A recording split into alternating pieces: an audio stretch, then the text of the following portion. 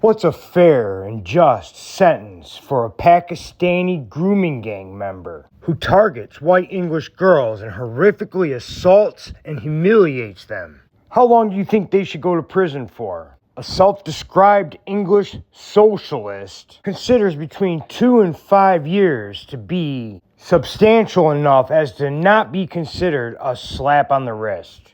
All under 5 years. Remember, leftists, that you only served 2/3 of your sentence in Great Britain.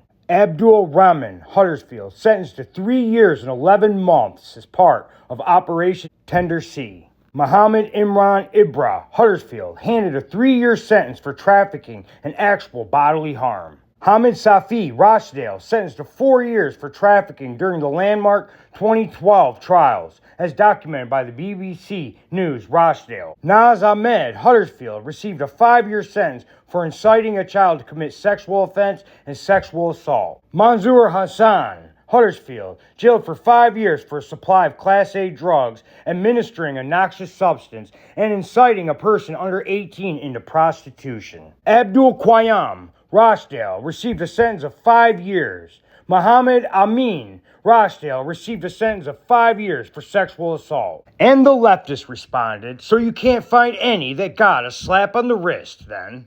Apparently, 2, 3, or 4 years are not a slap on the wrist to the socialist. But then again, most socialists aren't known to be very tough on crime, especially when that criminal is a foreigner from the third world. These people are from countries where they would be killed for committing these crimes. Now they find themselves in a land where, for all intents and purposes, they are allowed a free rein to brutalize the native British population. Independent inquiries and government audits explicitly confirm that systemic tracking, prosecution, and conviction rates for grooming networks have been strikingly low across Great Britain. The National Audit on Group-Based Child Sexual Exploitation highlights 3 distinct structural barriers that have limited enforcement against both peripheral colluders and core offenders. Inadequate data identification. Official recording mechanisms fail to capture the true scale of the issue. There's no single legal definition or unique crime code for grooming gang or group-based exploitation within the standard criminal justice data set.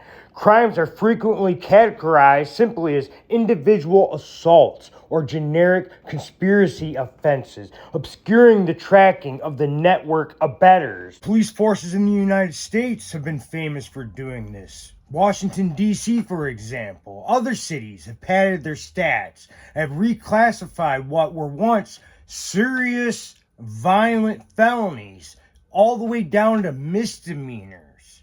And I definitely wouldn't put it past the British police to pad their stats, right? And just going by this pattern of hostility that the British police have exhibited towards the working class white people of Great Britain, I certainly do not doubt for 1 second that there are probably hundreds and hundreds of these grooming cases that were misclassified down to lesser crimes. Probably many of them going unsolved, which actually brings us to our next part. Large-scale statutory investigations such as the Telford Child Sexual Exploitation Inquiry uncovered massive deficits in police and social service accountability. Thousands of victims were actively ignored for decades, with authorities routinely blaming the victims rather than targeting the networks. Low prosecution conversion rates. Even when local authorities launch localized tracking operations, convictions remain rare. Annual reviews show that out of dozens of actively probed network matters and flagged suspects in designated areas, only a tiny fraction, often as low as 2 per year in historic hotspots, result in successful convictions. Obviously, for every conviction, there's probably 7 or 8 men who got away with it. The 2 to 5 year average applies exclusively to the few peripheral colluders who are successfully convicted, while the vast majority of the wider network remains entirely untouched by the legal system. This paints a pretty dark picture, doesn't it? Because we have, for instance, that many of these grooming gang offenses were probably misclassified to other crimes because, for one, the police don't want to investigate another white victim. They don't want to add to the statistics, which already look pretty bad. They're lazy, they're evil, they're corrupt. And this, in combination with the fact that the British state is pretty complicit in these disgusting atrocities. And we have a situation where there's not going to be a lot of convictions. And there are probably thousands upon thousands of these men walking around Great Britain, and they've never been held accountable. And they're not going to be accountable when they do get busted. They're going to get a couple years, whatever. The ringleaders get slammed, but mostly everyone else. How can the people of Great Britain stand idly by as these foreign men sexually assault their mothers, their daughters, their sisters, their wives? These are your kin. There aren't that many of you. Stand up for your family. Stand up for that girl being exploited.